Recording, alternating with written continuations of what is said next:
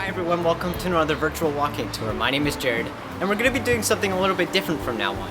We're going to start looking at some individual roads that have some neat architecture that we could look into. So today we're starting with Chatham Street. Let's go take a look. The Brantford Cottage is distinct in its own right, with its implication of a simplistic and symmetrical design.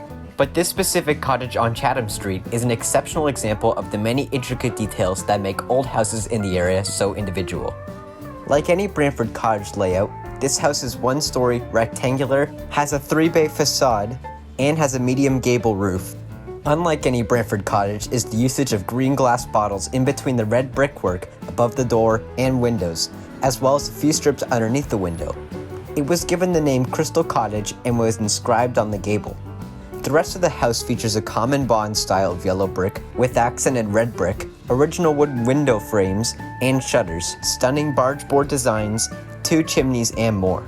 There is no historical documentation of the Crystal Cottage other than the year it was built in 1876 and its initial use as a residence.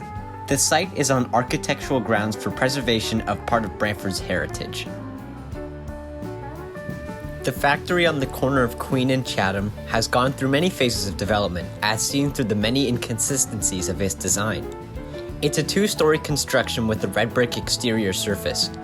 Some things to mention is the front gable roof with flat roof additions, the windows in the door and the main entrance with its clear plate glass sash and transoms in a semicircular form, and the 2-story west block with its boiler plant, ovens, and chimney shaft. Also metal frame windows with 16 panes and a center hinge opening. This old factory building was originally owned by the Whittaker Baking Company, who moved from their original location on Market Street to this larger premises. The owner, Starkey Whittaker, passed away in 1909, and the company was taken over by his son, Gladstone, who partnered with William Gibson to form the Gibson-Whittaker Company. The two had an eventual falling out, but Whittaker remained the owner up until his eventual passing in 1915.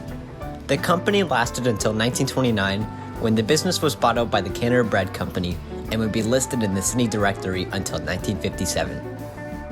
This 2-story red brick building was designed in the Georgian Revival style and was constructed from 1861 to 1862. The design use of this building was for row housing. The house holds significance due to the early occupants of the building and the fascinating architecture. Former City Councilor Robert Sproul was the landowner of the property in its beginning in 1861. Later on, Thomas Woodyot, son of James Woodyot, who is known for assisting in creating Brantford's first local firefighting service, also would eventually gain ownership of the grounds. The intention of this row house property was to continue to add an extension of the building, but would never reach farther beyond the point where it is now. Its historical value is in its red and yellow brick, great corner coin detail, keystones on top of the windows and doorways, and more. This house on Chatham Street is a 2.5-story residential house built in 1885. It has a red brick exterior and has a Queen Anne Revival architectural design. Some characteristics of the design include an asymmetrical layout, oriel windows, classical columns, and painted wood, some of which are presented in the layout of the house. Some features to note on the house is the 8-pane window in the front gable roof dormer, the veranda paired and tripled colonnettes on the brick pedestals, and the coupled railing posts on the balcony above. The house was owned by John W. Shepperson, who at one point was the secretary-treasurer at the Ham and Knot Company, which was a large manufacturing business in Brantford. He was also on the local Board of Education.